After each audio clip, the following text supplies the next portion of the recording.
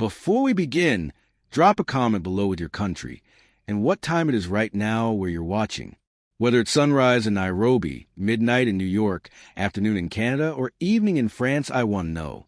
Don't just sit back, tell me where in the world you are. Now, let's dive into the story. The rope burned against Celeste's wrists as her father dragged her through the mud toward the stranger's horse. Rain mixed with tears on her 17-year-old face, but Papa didn't look back. Not once. The mountain man sat silent on his black stallion, his scarred hands steady on the reins. His name was Bastien, they said, a man who lived alone in the peaks where wolves howled and decent folk never ventured. Papa had made the deal last night over whiskey and shame. His pregnant daughter for 2 horses and a bag of silver coins. The whole town watched from their windows as Celeste stumbled forward, her blue dress torn at the hem, her swollen belly visible beneath the wet fabric. "Please, Papa," she whispered, but her voice disappeared into the storm. The mountain man finally moved, swinging down from his horse with surprising grace for such a large man. He walked past Papa without acknowledgement and knelt in the mud before Celeste. His gray eyes met hers, and for one heartbeat, she saw something unexpected there. Not cruelty, not hunger, something else entirely. "Can you ride?" Bastien's voice was rough like gravel, but quiet. Celeste nodded, though her legs shook. He cut the rope from her wrists with one swift motion, and she noticed his hands were gentle despite their size. Papa stepped forward, maybe to say goodbye, maybe to collect his payment, but Bastien's look stopped him cold. "The deal is done, Mercier. Don't follow us." He helped Celeste onto a brown mare, then mounted his own horse. As they rode away, she looked back once at her childhood home, at the father who sold her like livestock, at the town that whispered her shame. Lightning split the sky, illuminating Bastien's face for just a moment. He wasn't looking at her. He was scanning the forest line, watchful, protective even. They climbed higher into the mountains as darkness fell, the path growing narrow and treacherous. Celeste's hands cramped from gripping the saddle. Her back ached, and the baby kicked hard against her ribs. Just when she thought she might fall, Bastien's hand steadied her shoulder. "Almost there," he said, and she heard something in his voice she hadn't expected. Kindness. The cabin appeared through the trees like something from a fairy tale, warm light glowing from its windows. It was bigger than she'd imagined, built from thick logs with a stone chimney, releasing white smoke into the night air. Bastien dismounted first, then lifted her down as if she weighed nothing. His hands lingered at her waist for just a second, making sure she was steady. "You're safe here," he said, and those 3 words made her knees buckle. Safe. When had she last felt safe? Not in her father's house, where his fists flew when he drank. Not in town, where people called her ruined. Bastien caught her before she fell, sweeping her up into his arms. She should have been terrified, being carried by the stranger who now owned her, but exhaustion won. Her head fell against his chest, and she heard his heartbeat, steady and sure. He smelled like pine smoke and leather like the forest itself. The last thing she remembered was him laying her in a real bed with clean sheets, pulling a quilt up to her chin and whispering, "Rest now. Tomorrow, everything changes." Inside the cabin, warmth surrounded her like an embrace. The bed was softer than anything she'd known, with pillows that smelled like lavender. Through heavy eyelids, she watched Bastien add logs to the fireplace, his movements careful and deliberate. He set a glass of water on the bedside table, along with a piece of bread and honey. "For when you wake," he said without looking at her. Then he walked to the door, and she panicked. "Where are you going?" Her voice cracked with fear. Would he leave her alone in this strange place? Would he come back drunk like Papa did? Bastien turned, and in the firelight, she could see the scars on his face more clearly. 3 deep lines across his left cheek, old but still prominent. "I'll be just outside," he said, standing guard. "No one will hurt you tonight." The door closed softly behind him, and Celeste heard him settle on the porch, the creak of wood under his weight. She pulled the quilt higher, feeling the baby move inside her. For the first time in months, the movement didn't fill her with dread. Through the window, she could see Bastien's silhouette against the stars.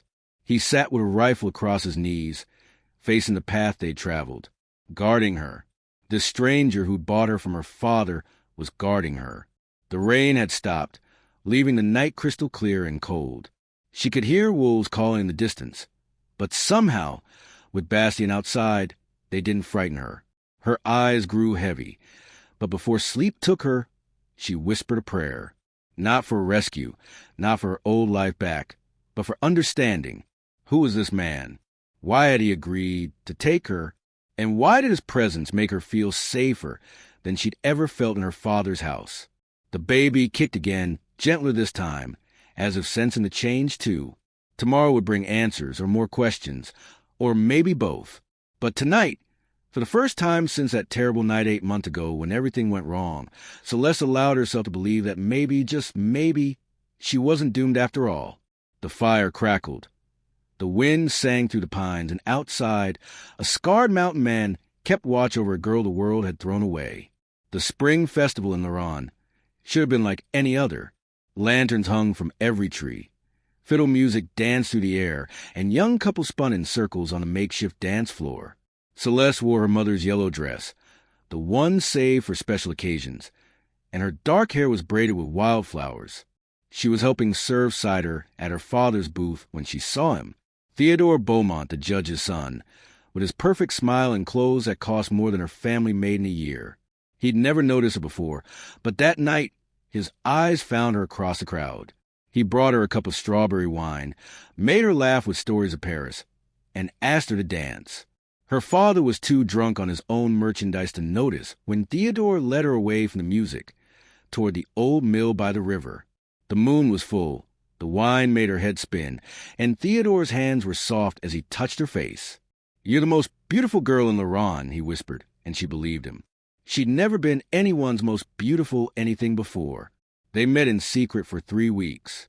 Always at night, always hidden. Theodore would leave flowers at her window, little notes that made her heart race. He promised her things she'd only dreamed of. A house in the city, dresses that weren't mended 10 times over, a life beyond her father's temper, and empty bottles. "When I turn 21, I'll have my inheritance," he swore, holding her hands in his. "We'll run away together. Just wait for me, ma belle Céleste." She gave him everything that night in the hayloft above the stable. Her innocence, her trust, her whole heart wrapped in tissue paper and handed over without. He was gentle, whispering promises between kisses, painting their future with words that sparkled like stars. 2 weeks later, when she told him about the baby, his face changed. The warmth drained from his eyes like water from a broken cup. "That's impossible," he said coldly. "We were careful." But they hadn't been, and they both knew it. The next day, Theodore was gone. His father sent him to study in Lyon, or so the gossip said. No goodbye, no explanation, just absence where promises used to live. Céleste waited at their meeting spot for 7 nights, until her father found her crying by the river and somehow knew. The slap came first, then the shouting, then the terrible silence that lasted weeks. Henri Mercier had always been a hard man, harder still when he drank, but this was different. This was ice where there used to be at least some warmth. He locked her in her room, boarded up the window, and told everyone she was sick with fever. But secrets in small towns are like smoke. They find their way through every crack. Soon enough, the whispers started. The baker's wife stopped selling them bread. The priest suggested she go to a convent for fallen women. Her father's business dried up like a stream in drought, and his drinking got worse. "You've ruined us," he'd rage, pacing outside her door. Ruined everything. By winter, when her belly could no longer be hidden, Papa made his decision. She heard him talking to Jacques, the trader who knew everyone in 3 provinces. "There's a man in the mountains," Jacques had said. "Bastien Moreau. Lives alone, needs a wife. He won't ask questions if the price is right." Papa didn't hesitate. When was all he asked. Céleste pressed her ear to the door, her heart breaking with each word. They negotiated her life like a business transaction. 2 horses to farm, silver coins for Papa's debts, and his shame would disappear into the mountains. She wanted to run, but where would a pregnant girl go in winter? The convent would take the baby away. The streets meant death for both of them. So she waited, growing larger and more frightened each day. while her father arranged to sell her to a stranger. The night before Bastien came, she felt the baby kick for the first time. Strong and insistent, like it was fighting already. Her father brought her one last meal that night, setting it down without meeting her eyes. "The mountain man will come tomorrow," he said to the floor. "You'll go with him. Don't make trouble." She wanted to ask if he'd ever loved her, if Mama would have let this happen, if he felt anything at all watching his only daughter disappear. But Henri Mercier was already walking away, closing the door on 17 years of raising her, of birthday cakes and scraped knees and bedtime stories before the drinking got bad. "I'm sorry, Mama," she whispered to the ceiling, touching the locket at her throat, the only thing of her mother she had left. Elodie Mercier had died when Céleste was 7, taking all the softness in their house with her. Maybe if she'd lived, things would be different. Maybe Papa wouldn't have turned to bottles for comfort. Maybe Céleste wouldn't have been so desperate for someone to say she was beautiful, valuable, worth keeping. The baby kicked again, and she sang the lullaby her mother used to sing, about a little bird who flew too close to the sun but learned to soar in the storm instead. Céleste woke to the smell of bacon and coffee, thinking for a moment she was dreaming. Sunlight streamed through clean windows, and somewhere outside, birds sang morning songs. The bed was still soft beneath her, the quilt still warm, and for 3 heartbeats, she forgot where she was. Then memory crashed back. The trade, the rain, the mountain man who bought her. She sat up quickly, making her head spin, and found clothes laid out on a chair. Not her torn dress, but a clean blue skirt and white blouse, simple but well made. There were even new boots, the leather soft and unmarked. A knock came at the door, gentle but clear. "Breakfast is ready when you are," Bastien's voice called. "Take your time." His footsteps moved away, and she heard him humming something low and pleasant. Céleste dressed slowly, her fingers shaking on the buttons. The clothes fit perfectly, as if made for her. How had he known her size? When she finally opened the door, the main room of the cabin took her breath away. It wasn't what she'd expected from a mountain man's home. Books lined one entire wall, their spines showing titles in French and English. A rocking chair sat by the fireplace with a half-finished carving on the table beside it. The kitchen was clean and organized, copper pots hanging from hooks, dried herbs bundled from the rafters. And there was Bastien, his back to her, pulling fresh bread from a real oven. He'd changed clothes, too, wearing a clean white shirt that stretched across his broad shoulders. When he turned, she saw he'd tried to comb his dark hair, though it still curled rebelliously at his collar. "Sit," he said, gesturing to the table already set for 2. "You need to eat." The spread before her was more food than she'd seen in months. Eggs, bacon, bread with butter and jam, sliced apples, and coffee that smelled like heaven. Her stomach growled loudly, making her blush. Bastien's mouth twitched like he might smile, but he just filled her plate and set it before her. They ate in silence at first, but it wasn't the terrible silence of her father's house. This was peaceful, like the quiet between old friends. Bastien ate with careful manners, not like the rough mountain man she'd imagined. When she reached for the jam, he moved it closer without her asking. When her coffee cup emptied, he filled it without comment. Finally, when her plate was clean and her stomach full for the first time in memory, he spoke. "I know what they told you about me," he said, his gray eyes steady on hers. "That I'm violent, dangerous, half wild from living alone. Some of it was true once, but I need you to know something." He leaned forward, his scarred hands flat on the table. "I didn't buy you to own you. I bought you to free you." The words didn't make sense. Céleste stared at him, waiting for the trick, the trap, the terrible truth. But Bastien just continued eating his breakfast, calm as morning mist. "I don't understand," she finally whispered. Bastien set down his fork and really looked at her then. Not at her body or her pretty face, but at her, into her eyes like he was reading her story there. "Your father owed money to bad men, men who would have taken you anyway, but not to marry. Jacques told me what was happening, asked if I could help. I had gold saved from 10 years of hunting and trading. Seemed like it should go to something worthwhile." He stood, starting to clear the dishes. "You'll stay here until the baby comes. After that, You're free to go wherever you want. I'll give you money to start over, help you get to any city you choose. Or you can stay, if you prefer. But that choice is yours alone. Celeste's hands shook as she pressed them to her belly. Why would you do this? You don't know me. Bastien paused at the sink, his back to her.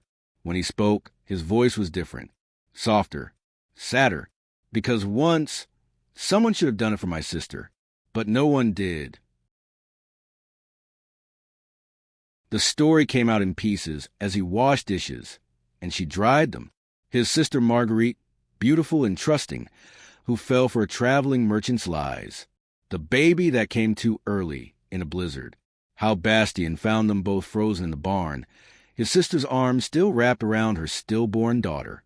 He'd been away hunting, gone for 3 days, and came back to silence and death. She was 15, he said, hanging the dish rag to dry. Same age as you when this started, I'm guessing. Celeste nodded, unable to speak past the lump in her throat. Our parents died when she was 12. I raised her best I could, but I failed her when it mattered most. I couldn't save Marguerite, but maybe I can change your story. He turned to face her then, and she saw the weight he carried in every line of his face. This cabin, this mountain, it's safe. No one comes here without my knowing. You can rest, have your baby in peace, and figure out what comes next without anyone forcing your hand. That's all I'm offering. Safety and time. The first week passed in a strange dance of politeness. Bastien kept his distance, always working outside or in his workshop behind cabin. He'd leave meals for her, knock to announce them, then disappear again. Celeste would watch him through the window, splitting wood or tending the horses, his movement steady and sure. On the 7th day, she found him in the workshop, carving something from a piece of oak. "What are you making?" she asked from the doorway. He looked up, surprised to see her there. "A cradle," he said simply, running his scarred fingers along the smooth wood. "Every baby needs one." The gesture broke something in her chest. She sat on a stool nearby, watching his hands work the wood with unexpected gentleness. "Tell me about the scars," she said before she could stop herself. His hands still for a moment, then resumed their work. "Bear," he said. "I was 17, thought I was invincible." The bear disagreed. He touched his face absently. Good reminder that the mountain demands respect. They began talking more after that. Small things at first. The weather, the garden he was planting, the books on his shelves. Bastien had educated himself, reading everything he could trade for or find. He knew poetry and history, could speak 3 languages, and had maps of places she'd only dreamed about. "Why stay here alone?" she asked one evening as they ate dinner together for the first time. "You could go anywhere." He considered this, cutting his venison with precise movements. "The mountain doesn't lie," he finally said. "People do. Down there, everyone wears masks, plays games, hurts each other for sport or gain. Up here, everything is honest. The cold is cold. The danger is danger. And beauty is beauty without pretense." She understood that. The mountain was harsh but not cruel, demanding but not deceptive. Unlike people who smiled while they destroyed you, who whispered love while planning abandonment. As her belly grew rounder, Bastien adjusted everything without being asked. He built a lower shelf for the dishes, so she wouldn't have to reach. He added a railing to the porch steps. He brought her tea that helped with the sickness and pain, remedies his grandmother had taught him.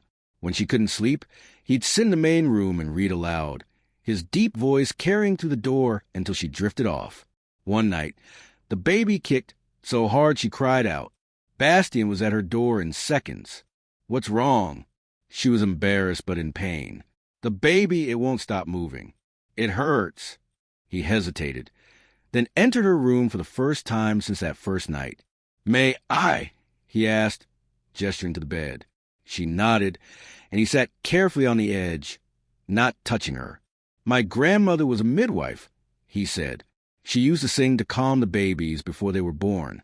Said they could hear it, feel it." His voice was uncertain. "I could try." The song he sang was in old French, something about rivers and mountains and finding your way home. His voice was untrained but true, and somehow, impossibly, the baby stilled. Celeste found herself crying, not from pain, but from the tenderness of it. This large, scarred man singing to her unborn child like it mattered, like they both mattered. "Thank you," she whispered. He stood to leave, but she caught his hand. His skin was rough from work, but warm. "Stay? Just until I fall asleep?" He pulled the rocking chair from the main room and settled it beside her bed, a careful distance away. "Sleep," he said gently. "I'll keep watch." And he did, humming that old song until her eyes closed. When she woke at dawn, he was gone, but the chair remained, and she could hear him making breakfast in the kitchen, humming still.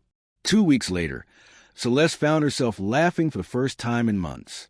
Bastien was trying to teach her to fish in the stream behind the cabin, but she kept tangling the line. "You're thinking too hard," he said, standing behind her to guide her hands.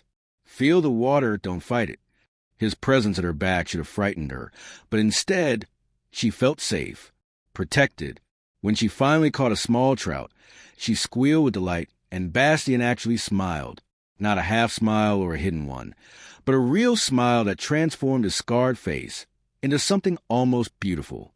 "See," he said, "you're stronger than you know." That night, as they ate her fish with pride, she asked, "What if I wanted to stay? After the baby?" He set down his fork, studying her carefully. "Then you'd stay," he said simply. "But not because you have to, only if you want to." She nodded, understanding forming like frost on glass. This man, this unexpected guardian, was offering her something she'd never had. Choice. Spring came late to the mountain, but when it arrived, it transformed everything. Wildflowers pushed through the last snow, birds returned with their songs, and the stream sang louder with snowmelt. Celeste was enormous now, her back aching constantly, her ankles swollen despite Bastien's careful attention. He'd been preparing for weeks, boiling cloth for bandages, setting aside clean blankets, even trading his best furs for proper medical supplies from the town doctor. But he never went to town himself. Jacques the trader brought things up, leaving them at a marked spot down the trail. "Why don't you go yourself?" Celeste asked one afternoon, watching him sort supplies. Bastien's jaw tightened. "The town and I have an understanding. I stay away, they leave me be." There was more to that story, she could tell, but he changed the subject. That night, she couldn't sleep. The baby was restless, and so was she. She found Bastien on the porch, watching the stars. "Tell me," she said, settling beside him with difficulty. "Tell me why they fear you." He was quiet, so long she thought he wouldn't answer. Then, staring at the darkness between stars, he spoke. 3 years ago, a group of men came up here. They'd heard rumors I had gold hidden. 5 of them, armed, mean as winter wolves. They wanted everything I had. His hands clenched on his knees. I gave them the gold, told them to leave. But they saw Marguerite's grave, saw the marker I'd carved. One of them laughed, said terrible things about her, about what they would have done if they found her alive. His voice dropped to barely a whisper. I lost myself. When I came back to my senses, 2 were dead, 3 were running down the mountain, and I was covered in blood. The town sheriff came the next day, saw what happened. He said it was self-defense, but the story grew in the telling. Now I'm the monster of the mountain, the man who killed with his bare hands. Celeste should have been frightened, but she wasn't. She understood that kind of rage, the kind that comes from love twisted into grief. "You're not a monster," she said firmly. "Monsters don't carve cradles or sing to unborn babies or save strange girls from worse fates." He looked at her then, his gray eyes bright with something she couldn't name. "You don't know what I'm capable of." She surprised herself by laughing, short and bitter. "I know what men are capable of. My father broke my arm when I was 12 because dinner was late. Theodore destroyed my life with pretty words and false promises. The town priest told me I was damned for tempting a good man to sin. You show me more kindness in 2 months than I've known in 17 years. If that makes you a monster, then the word has lost all meaning." Something shifted in his face, like ice breaking on a frozen river. He reached out slowly, giving her time to pull away, and took her hand. "Celeste," he said, and it was the first time he'd said her name like that. soft and careful. You deserve so much more than kindness. Before she could respond, pain ripped through her belly like lightning. She doubled over, gasping, and felt wetness soak her skirt. "The baby," she managed. "It's coming." Bastien moved faster than she'd ever seen him move, sweeping her into his arms and carrying her inside. His calmness kept her from panicking as he settled her on the bed, his voice steady as he told her what would happen. "I've delivered calves and foals," he said, washing his hands in the boiled water. "This isn't so different." But they both knew it was. Hours passed in a haze of pain and encouragement. Bastien never left her side, holding her hand when contractions came, wiping her face with cool cloths, speaking in that steady voice about everything and nothing. "You're the strongest person I know," he kept saying. "You can do this." When she screamed, he didn't flinch. When she cursed Theodore and her father and God himself, he just nodded and said she had every right. The sun was setting when the baby finally crowned. "One more push," Bastien said, his hands ready. "You're almost there." Céleste bore down with everything she had left, feeling like she was splitting in half. And then suddenly the pressure was gone and a thin cry filled the air. "A girl," Bastien said, his voice thick with emotion. "Perfect and beautiful, just like her mother." He cleaned the baby quickly, efficiently, then placed her on Céleste's chest. The tiny girl had dark hair like her mother, already curling, and when she opened her eyes, they were gray like storm clouds.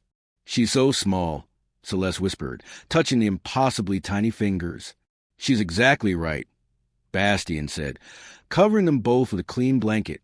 "What will you name her?" Céleste looked at this man who'd saved them both, who'd given them sanctuary when the world threw them away. "Esperance," she said. "Hope, because that's what you gave us." The first weeks with Esperance were harder than Céleste imagined.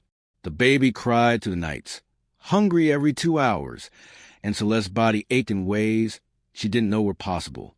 But Bastien was there for everything. He walked the floor with Esperance when Céleste was too exhausted to stand. He cooked meals she could eat with one hand while nursing. He sang those old French songs when the baby was fussy, his deep voice somehow soothing both mother and child. One morning, Céleste woke to find him asleep in the rocking chair, Esperance tiny against his massive chest, both of them breathing in perfect rhythm. The sight made her heart do something complicated and frightening. She sketched him quickly in charcoal on paper he'd brought her, capturing the impossible gentleness of the moment.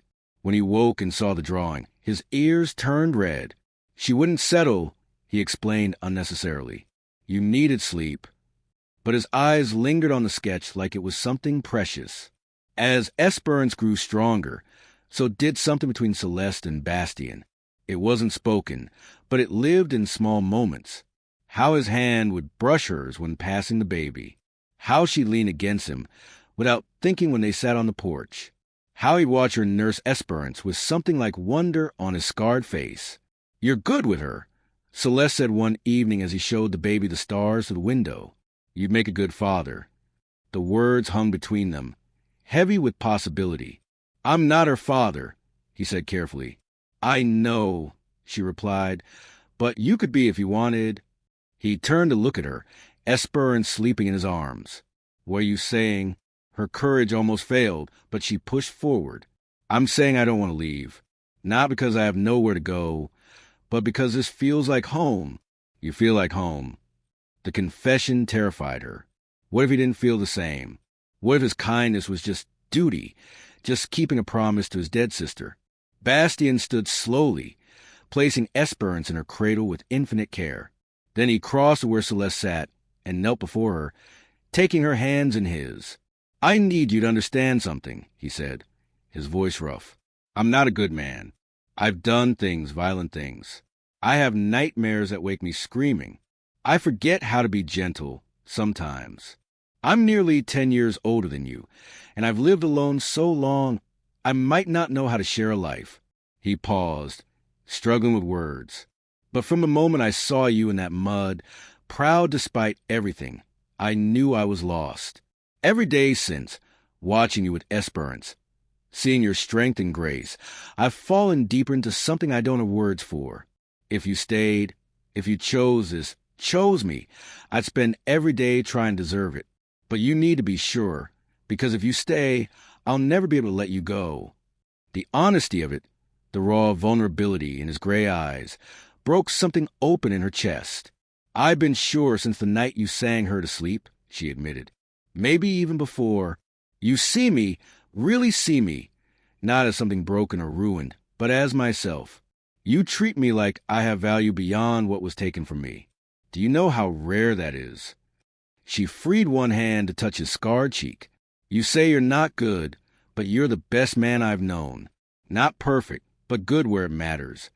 He leaned into her touch, eyes closing like the contact hurt, and healed at once. "Céleste," he breathed, and her name on his lips was a prayer. "May I kiss you?" The question, the asking, the choice he always gave her, made her eyes burn with tears. "Yes," she whispered. The kiss was nothing like Theodore's practiced seduction. It was careful and wondering, like Bastien was afraid she might disappear. His scarred hands cupped her face like she was made of spun glass, and when they parted, they were both trembling. "I love you," he said simply, like stating a fact about the world. "I didn't think I could anymore, but I do. You and Esperance both." Celeste's tears fell freely now. "I love you too," she said, and realized it was true. Not the desperate infatuation she felt for Theodore, but something deeper, built on quiet mornings and difficult nights, on safety and choice and being seen. "So we stay?" she asked, though she already knew the answer. "You stay," he confirmed, pulling her carefully into his arms. "We become a family, odd as we are. I'll raise Esperance as my own, if you'll let me. Give her my name, my protection, everything I have." From the cradle, Esperance made a small sound, not quite crying but announcing herself. They both laughed, the tension breaking into something lighter. "I think she agrees," Céleste said. Bastien kissed her forehead, then went to pick up the baby. Watching him hold her daughter with such tenderness, Céleste felt the last walls around her heart crumble. This was what love really looked like. Not grand gestures or pretty words, but daily choices to be gentle, to stay, to build something together from the ashes of what came before. Summer brought unexpected visitors. Céleste was in the garden, Esperance sleeping in a basket beside her, when she heard horses approaching. Bastien appeared from the forest, rifle in hand, moving to place himself between her and the trail. 3 riders emerged, and Céleste's blood turned to ice. Her father led them, flanked by 2 men she didn't recognize. Hard men with weapons and mean eyes.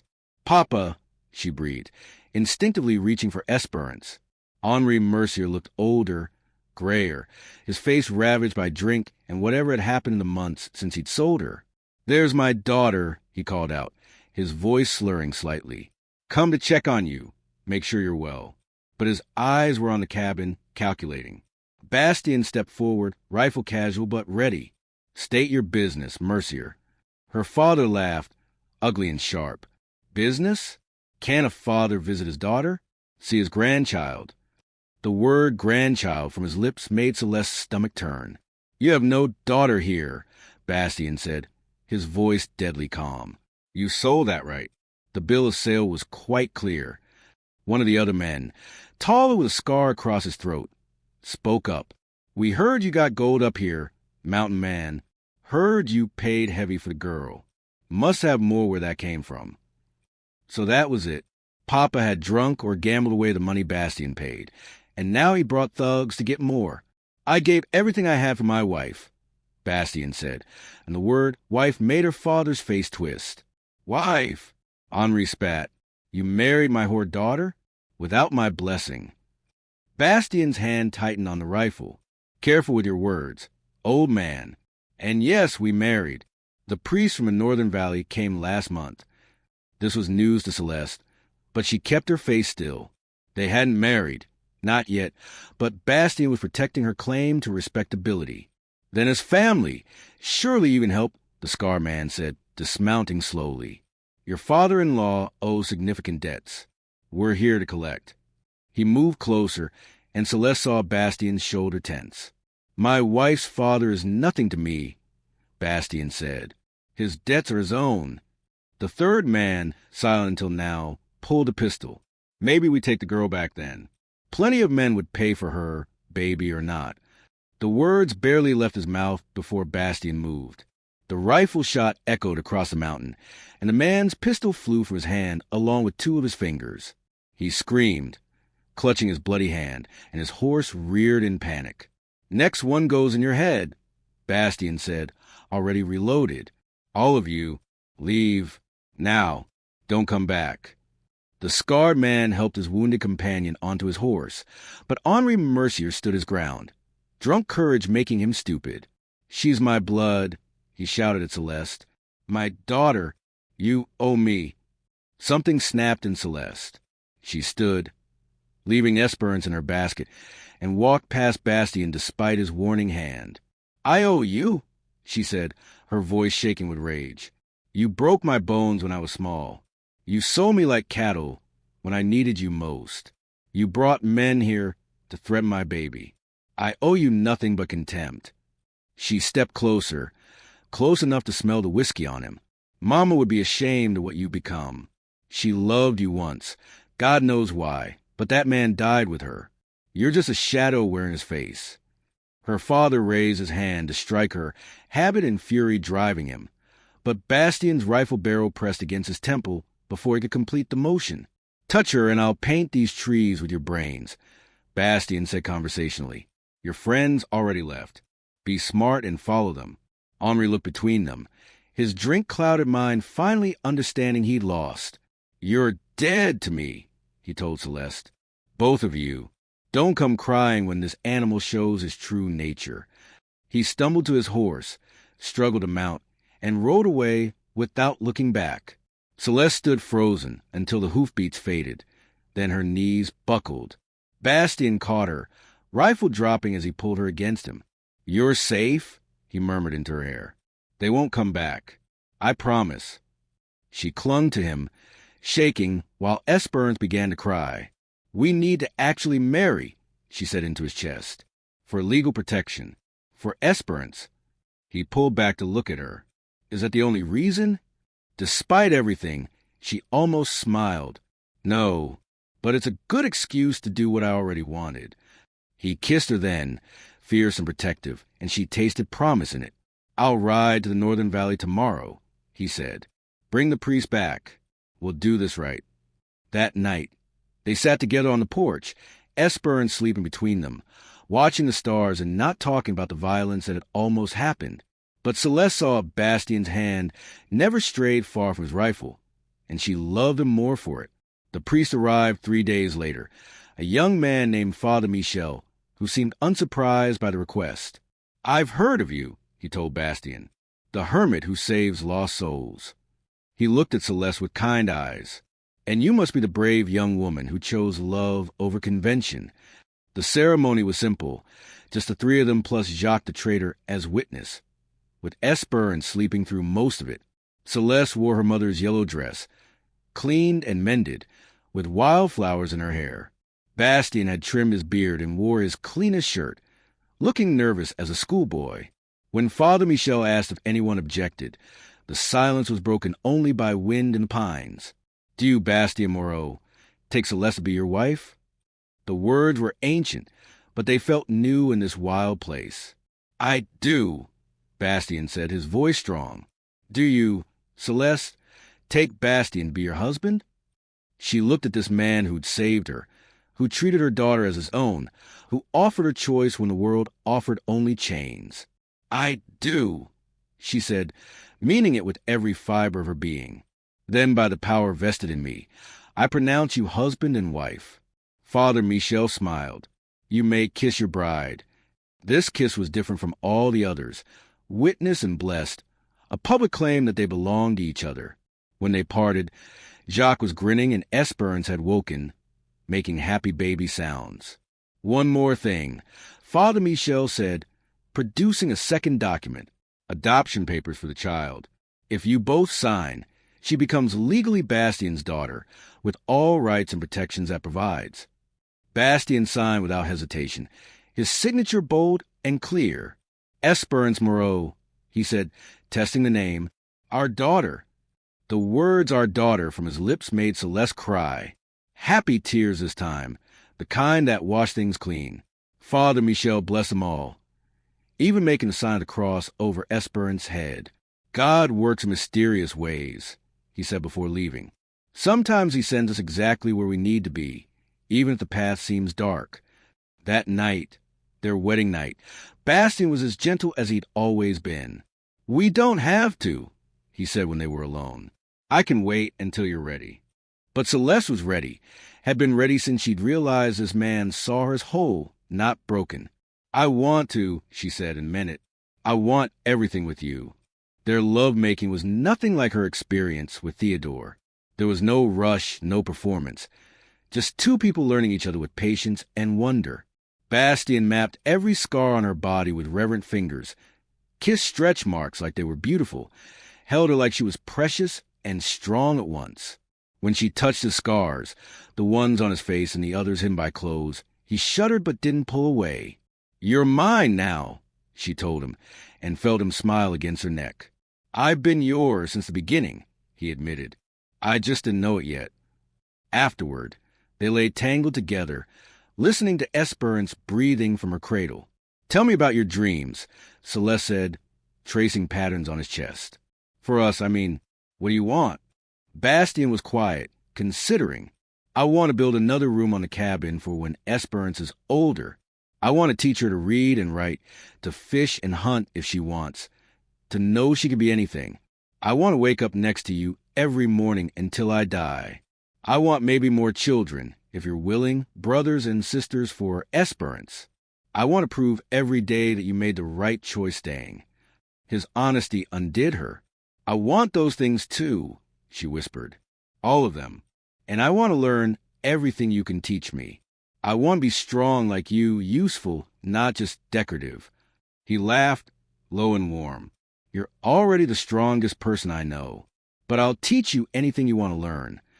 They talked until dawn, making plans and sharing dreams.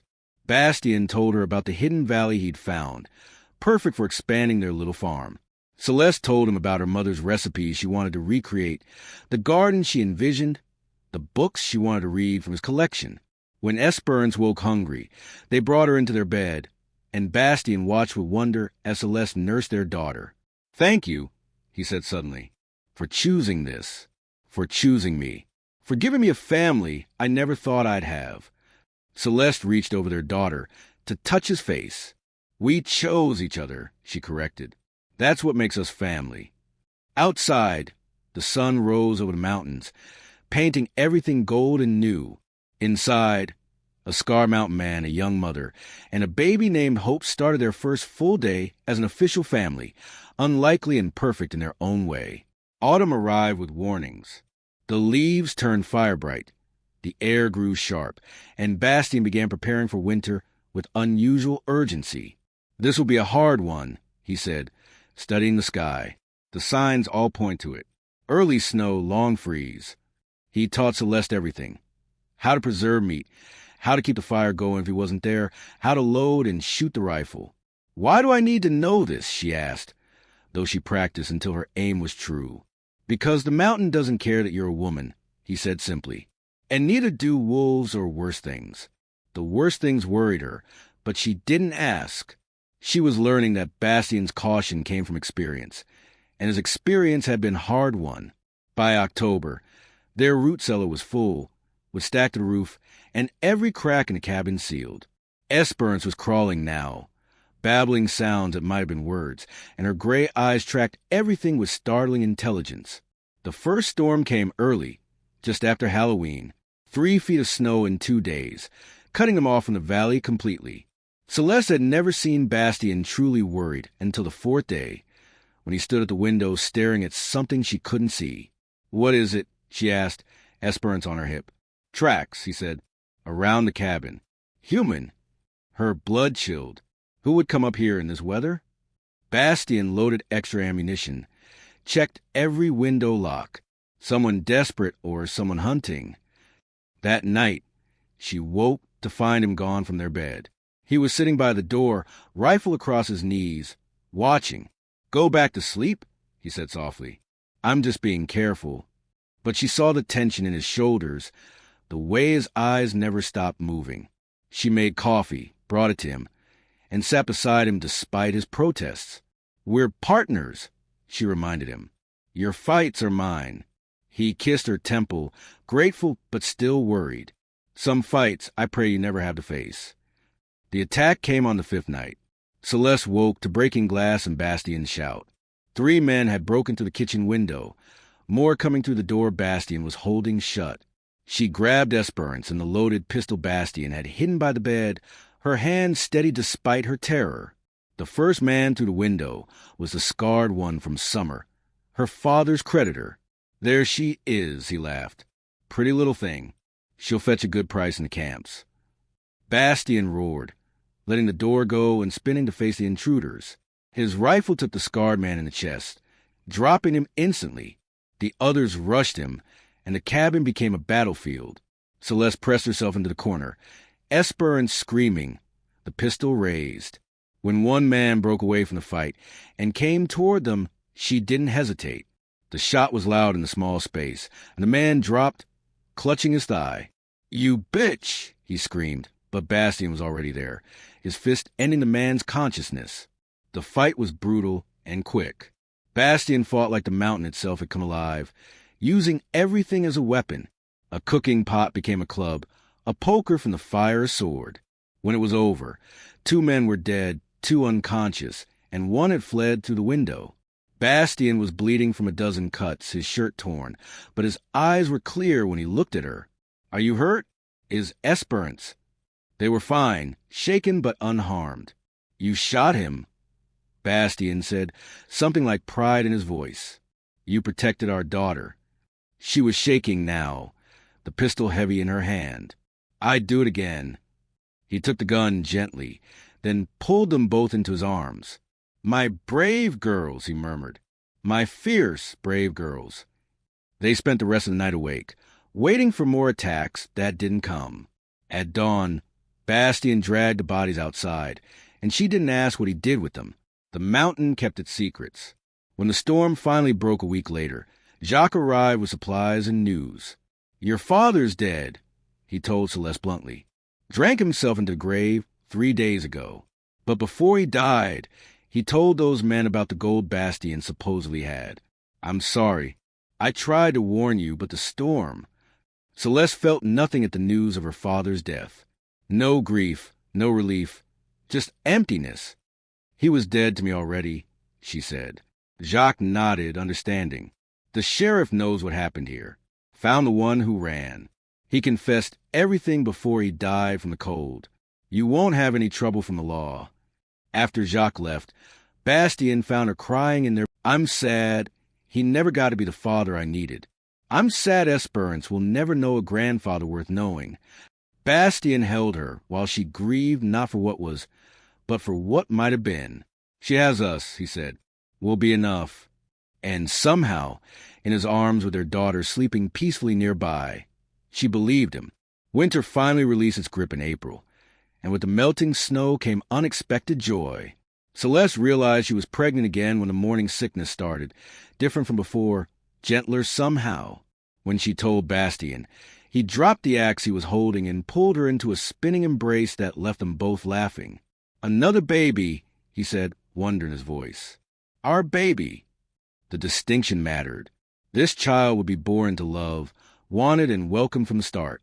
Esperance was walking now, toddling after Bastien with determination that made them both proud. She called him Papa and Céleste Maman, and every time their hearts grew fuller. "Big sister," Céleste told her, guiding the little hand to her still flat belly. "Baby." Esperance patted her mother's stomach with sticky fingers and declared, "Mine," which made her parents laugh. The cabin filled with preparations again, but this time with joy instead of fear. Bastien built an addition to the cabin that spring, a real bedroom for Esperance with a window facing the sunrise. He carved animals into the doorframe and painted the walls soft yellow like sunshine. Céleste sewed curtain from fabric Jacques brought, embroidered with flowers and birds. They worked together, singing songs Esperance tried to copy, building something beautiful from scratch. "I never imagined this," Céleste said one evening, watching Bastien teach Esperance to stack blocks. "When Papa brought me here, I thought my life was ending." Bastien looked up at her, his gray eyes soft. "Maybe it was," he said, "your old life. I mean, the one where you had no choices, no power, no voice. That life ended so this one could begin." She kissed him for that, long and sweet, until Esperance demanded attention by climbing into their laps. The second pregnancy was easier, maybe because she wasn't alone and terrified. Bastien talked to the baby every night, telling stories about the mountain, about their family, about the world waiting. Esperance would pat her mother's growing belly and babble her own stories, half words and half song. "She's going to be a good sister," Bastien said, watching their daughter share her favorite doll with Celeste's bump. "How do you know it's a she?" Céleste asked. He shrugged. "The mountain told me. 2 daughters to protect, to teach, to love. I'm the luckiest man alive." She didn't argue about the baby's gender. Somehow, she felt it too. Another girl, another chance to raise someone strong and free. "What should we name her?" she asked. Bastien thought carefully. Something about new beginnings. Phoenix? Aurora? Dawn. They settled on Aurora, dawn in French, for the new day she would represent. Summer passed in a golden haze. Celeste's belly grew round. Esperance learned new words daily, and Bastien expanded their garden until to feed a small village. He taught Céleste to shoot better, to track deer, to read weather signs. She taught him to bake bread properly, to braid Esperance's growing hair, to dance to music only they could hear. They were building more than a home. They were building a life that neither had dared dream of. Traders who came up the mountain noticed change. "Never seen you smile before, Moreau," one said. "Marriage suits you." Bastien just nodded, but his hand found Céleste and the trader laughed. "And you, madam, you've tamed a wild man." She smiled. "Not tamed, just gave him something worth being gentle for." The trader left with stories of the mountain man who became a family man, and slowly, the town's fear turned to curiosity. One August evening, as they sat watching the sunset, Esperance asleep in Bastien's arms, Céleste felt the new baby kick. "She's strong," she said, guiding his free hand to feel. "Like her sister, like her mother," he added. "They'll grow up free here. No one telling them they're less for being girls. No one making them small." His fierce protectiveness made her love him more. "Tell me you're happy," she said suddenly. "Tell me this is enough." He looked at her like she'd asked if the sun was bright. "Enough? Céleste, this is everything. You gave me purpose when I had none. Love when I thought I didn't deserve it. A family when I'd accepted being alone. Happy doesn't cover what I am. I'm alive because of you." His honesty undid her, as it always did. "We saved each other," she said. "That's what makes it perfect." The baby kicked again, as if agreeing, and Esperance stirred, mumbling Papa in her sleep. This was their life now. Simple, hard sometimes, but full of more love than either had thought possible. Aurora was born on a clear September morning, quick and easier than Esperance's birth. Bastien caught her with practiced hands, and her first cry was strong and indignant. "Definitely your daughter," he told Céleste, grinning, already making her opinions known. She was smaller than Esperance had been, but perfect, with Bastien's dark hair and what would surely be his gray eyes. Esperance was fascinated by her sister, wanting to hold her constantly, offering her toys and babbling advice. "Gentle" became their most used word as the toddler learned to navigate having a baby around. The cabin felt complete now, full of life and purpose. But peace in the mountains never lasted long. October brought an unexpected visitor, one who made Bastien reach for his rifle before recognizing the rider. It was a woman, well-dressed despite the difficult journey, her posture speaking of money and education. "I'm looking for Céleste Mercier," she called from a safe distance. "I mean no harm." Céleste came to the door, Aurora in her arms, and gasped. The woman looked familiar, though she couldn't place why. "I'm Céleste Moreau now," she said carefully. "Who are you?" The woman dismounted, her movements graceful. "My name is Isabelle Beaumont, Theodore's sister." The name hit Céleste like cold water. Theodore, the father of Esperance, though only she and Bastien knew that truth. "What do you want?" Bastien asked, stepping protectively in front of his family. Isabel raised her hands peacefully, to make amends, to offer help, to see the child my brother abandoned. Her voice broke on the last words. "I've only just learned what happened. My parents hid it from me, sent Theodore away, pretended nothing occurred. But I found his letters, his journals. I know what he did." They let her in, wary but curious. Isabel sat carefully, her eyes immediately finding Esperance playing with blocks. "She has his eyes," she said softly. "But your spirit, I think. Theodore was always weak." The bitterness in her voice surprised them. "You hate him," Céleste observed. Isabel laughed, short and harsh. "He's my brother, and I love him. But yes, I hate what he is, what our parents made him. Entitled, careless, cruel in his selfishness." She reached into her bag, pulling out a leather folder. "He's dead." The words hung in the air like smoke. "Dead," Céleste repeated, feeling nothing. Duel in Paris, over another girl he'd ruined. The father had better aim than Theodore expected. Isabel pushed the folder across the table. His inheritance, what he would have received at 21. I convinced my parents it should go to his child, to Esperance. Bastien examined the papers while Céleste sat frozen. It was a fortune, enough to live comfortably forever, to send Esperance to the best schools, to buy land and security. "We don't need his money," Bastien said finally. "We don't need anything from the Beaumonts." Isabel nodded like she'd expected this. "I understand, but it's not for you. It's for her future, her choices. Put aside if you want, let it grow, but let her decide when she's older what to do with it." She stood to leave, then paused. "I'm not my brother. I'm not my parents. I believe in taking responsibility for family failures. If you ever need anything, send word. I'll come."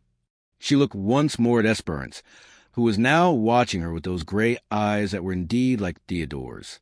"I'm glad she has you," she told Céleste. "Both of you. She'll grow up strong here." After Isabel left, they sat in silence while both girls napped. "It changes nothing," Bastien said finally. "She's my daughter in every way that matters." Céleste loved him fiercely for that. "I know, but maybe we take the money, put it away like she said. Give Esperance choices we never had." He nodded slowly. For her, not for him. They locked the papers away and didn't speak of them again for years. But sometimes Céleste would catch Bastien teaching Esperance her letters with extra care, or talking to her about the world beyond the mountains. And she knew he was thinking of the choices that money would give her. Not now, not soon, but someday. For now, she was just their daughter, sister to Aurora, child of the mountains. The Beaumont blood in her veins meant nothing compared to the love in her home. That night, as they lay in bed with both girls sleeping peacefully, Bastien said, "I would have raised her the same even if no money ever came. You know that, right?" She kissed him in answer. "I know. That's why I love you. You see people for who they are, not what they can give you." He pulled her closer. "You gave me everything just by existing. You and our girls." Our girls. The words were perfect, encompassing both the child born of love and the one born of pain, making them equal, making them whole. Outside, the first snow of winter began to fall, but inside their cabin, warmth and love held the cold at bay. 3 years passed in the rhythm of seasons. Esperance grew tall and thoughtful, her gray eyes taking in everything, her mind sharp as winter air.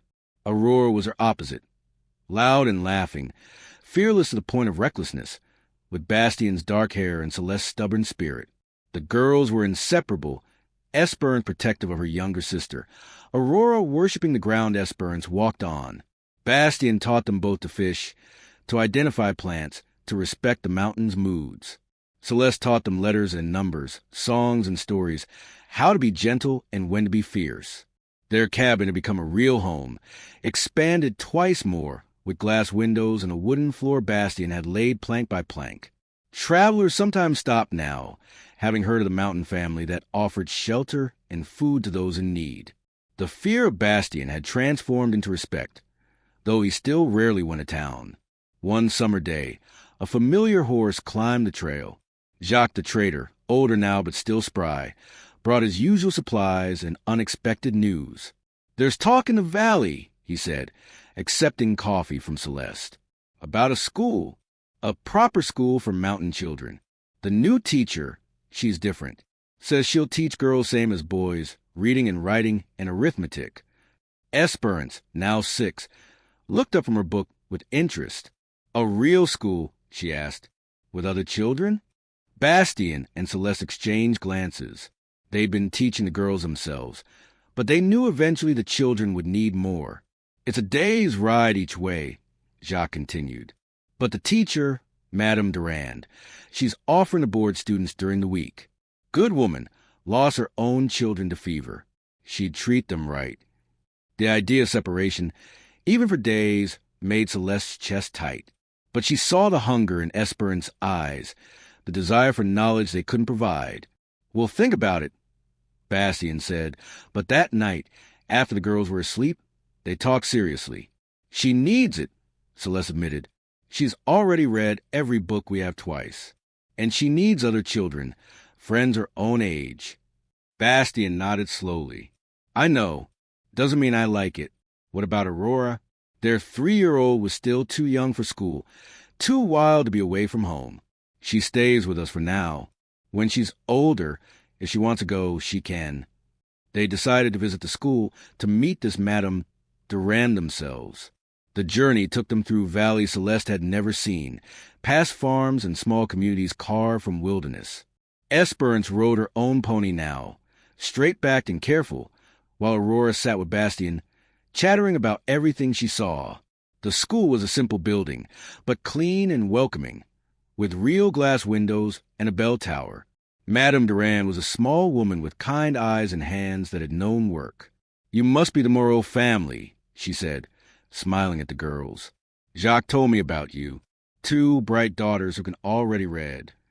She tested Esperance gently, amazed at what the 6-year-old knew. "You've taught her well," she told them, "but I can teach her more. Latin, geography, mathematics, history. I believe girls deserve the same education as boys. They're just as capable, often more so." She showed them the dormitory, small but clean, where Esperance would stay Monday through Friday. "I treat my students as my own," she assured them. Fed well, kept safe, encouraged to grow. Esperance was enchanted, especially when 3 other girls arrived for afternoon lessons. "Please, Papa?" she asked Bastien, and he couldn't refuse her anything when she called him that. They agreed to a trial month. The first separation was agony for everyone except Esperance, who was too excited to be sad. Aurora cried for her sister for 2 days straight, and Céleste found herself checking Esperance's empty bed repeatedly. But when they picked her up that first Friday, she was glowing with new knowledge, talking rapidly about numbers and maps and a friend named Marie. "I love school," she declared, "but I missed you all terribly, especially you, Rory." Her use of the nickname made Aurora beam. The pattern established itself. Monday morning ride to school, Friday afternoon returns, weekends full of stories and family time. Esperance thrived, growing more confident and articulate. She was popular among the other children, kind but strong, never allowing anyone to be bullied. "She's a natural leader," Madame Durand told them. "Brilliant, but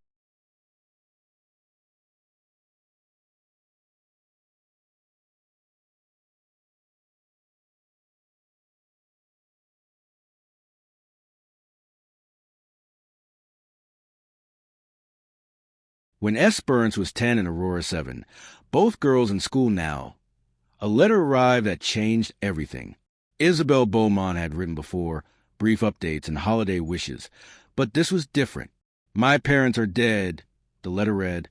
"Carriage accident. The estate is in chaos, and I need help. I know I have no right to ask, but I'm desperate. Could Céleste come? Just for a few weeks, to help me sort through everything? I'll pay for travel, protection, whatever you need. Please." Céleste read it aloud at dinner, watching her family's faces. Esperance, who knew about Theodore now, looked thoughtful. Aurora looked worried. Bastien looked protective. I should go, Celeste said finally. She helped us when she didn't have to, and maybe it's time I face that world again to prove to myself how far I've come. Bastien didn't like it. She could tell, but he nodded. We'll all go. The girls can see a city, and I won't let you face those people alone. The journey to Lyon took a week, the farthest any of them had traveled. The girls were amazed by everything. The roads getting wider and busier, the buildings growing taller, the crowds of people.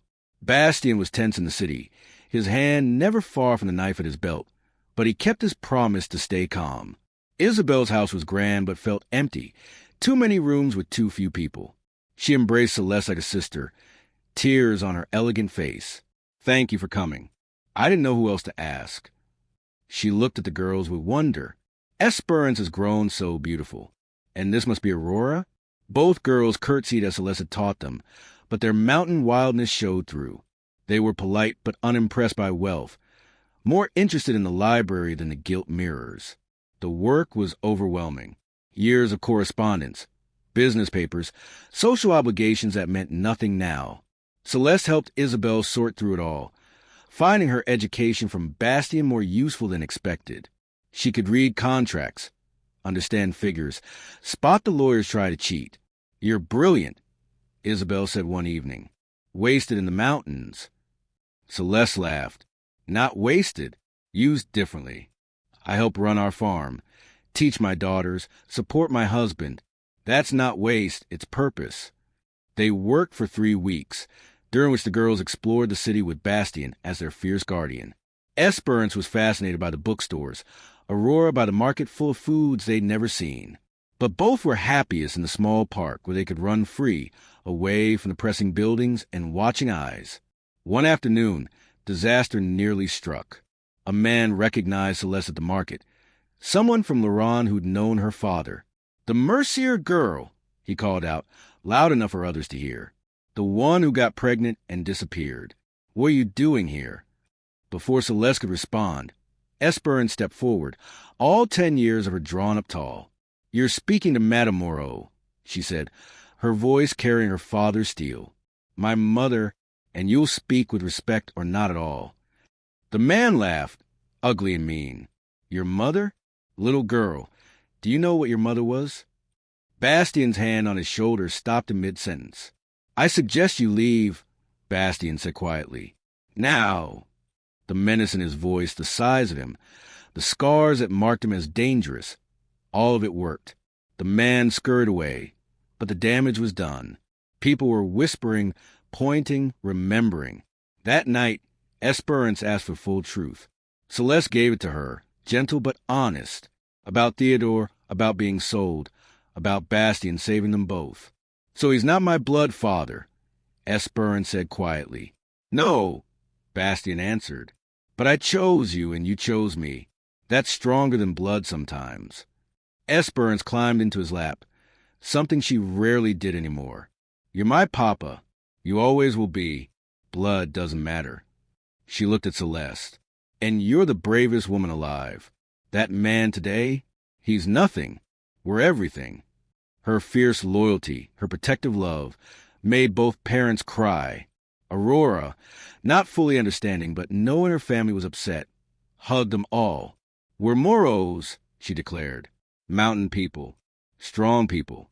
Those city folks don't matter. The next day, they finished their work and prepared to leave. Isabel tried to give them money, but they refused. Family helps family, Celeste said. No payment needed. As they left Lyon, all 4 of them were happy to see it disappearing behind them. The mountains called them home. They'd been home barely a month when everything shattered. Aurora felt ill first, burning with fever that wouldn't break. Then Esperance, though not as severely. Celeste and Bastien took turns nursing them, barely sleeping, fear eating at their hearts. The mountain had no doctor, and the journey to town would kill the girls in their condition. Please, Celeste prayed to anyone listening. Not my babies. Take me instead, but not them. Bastien hunted for the herbs his grandmother had taught him, made teas and poultices that seemed to help. Esperance recovered first, weak but determined to help care for Aurora. But the younger girl got worse, her breathing shallow, her skin like fire. On the fifth night, she stopped breathing for 30 seconds that felt like years before gasping back to life.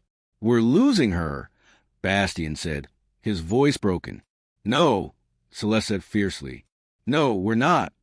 She did something desperate then, something her mother had once done for her.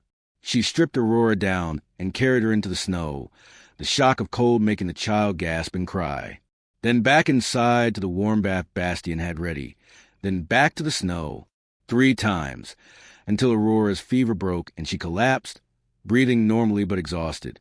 "Old medicine," Céleste explained to Bastien's shocked face. "Mama did it when I nearly died at 4. Sometimes a body needs shock to remember how to fight." They wrapped Aurora in every blanket they had, and she slept for 18 hours straight. When she woke, asking for water in a hoarse voice, they all cried, even Bastien, who never cried, tears running into his beard as he held his youngest daughter. "You scared us, little wolf," he told her. "Don't do that again." She patted his scarred cheek with one weak hand. "Sorry, Papa. I'll be stronger next time." Recovery was slow. Both girls had lost weight they couldn't spare, and winter was coming fast. Madame Durand sent word that school could wait until they were stronger, and for once, Esperance didn't argue.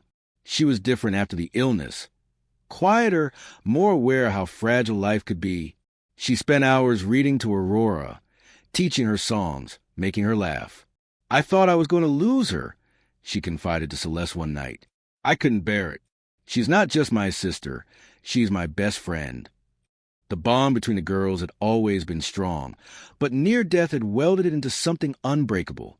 They even looked more alike now, both thin and pale, but with the same determined set to their jaws, the same fierce love in their eyes. By November, both girls were strong enough for school again, but something had changed in the family. They were closer, more aware of each other's value. Bastien built a small altar in the corner, where Céleste could pray, understanding her need for faith after coming so close to loss. He also sent word to the valley, offering to pay for a doctor to visit monthly, treating anyone who needed help. "We were lucky," he said. "Others might not be."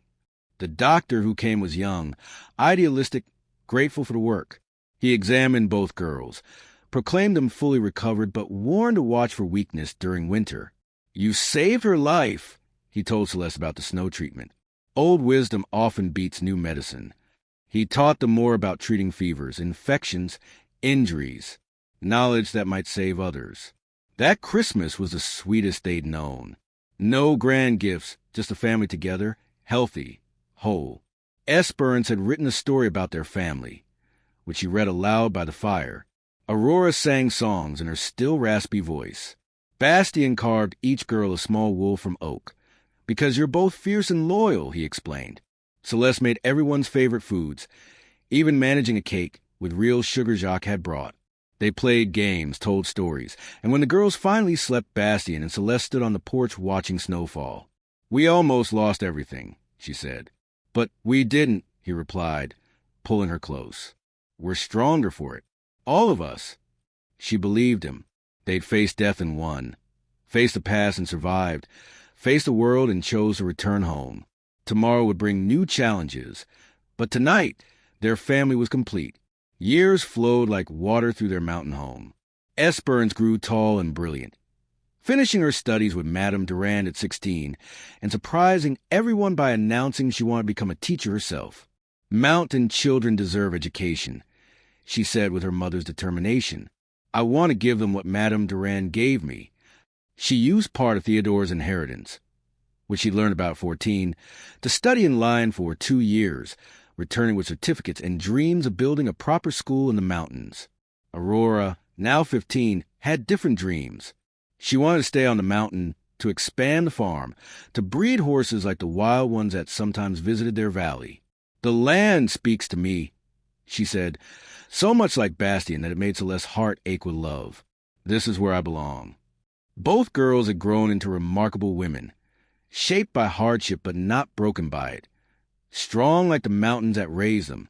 The morning of Esperance's 18th birthday brought unexpected visitors. 3 women on horseback, travel-worn but determined. As they got closer, Céleste gasped. The lead rider was Marie, Esperance's school friend, but behind her were two women Céleste never thought she'd see again. Theodore's mother, the elder Madame Beaumont, white-haired now and fragile-looking. And beside her, incredibly, was Elodie, not Céleste's dead mother, but her younger sister, the aunt she thought lost forever. How? Was all Céleste could manage. Elodie dismounted and embraced her, tears streaming. I've been searching for years. After Henri died, I heard rumors you'd survived, that you were in the mountains. It took so long to find you. Madame Beaumont remained mounted, her face unreadable. I came to see her, she said, looking at Esperance. My son's daughter, my granddaughter. Before I die. The reunion was awkward at first. Esperance was polite but cool to her grandmother, protective of the parents who'd raised her. But Madame Beaumont surprised them all. I was wrong, she said simply. About everything. About you, she looked at Céleste. About what matters. I lost my son because I cared more about reputation than righteousness. I won't make that mistake with my granddaughter. She brought gifts, not money, but something better. Photos of Theodore as a child, before he became cruel. Medical histories that might matter someday. And most surprisingly, a letter Theodore had written before his death but never sent, acknowledging Esperance and apologizing for his cowardice. He wasn't all bad, the old woman said. Just weak. Too weak for a strong woman like your mother. She looked at Bastien then. You're the father she needed. Thank you. Elodie's story was simpler but sadder.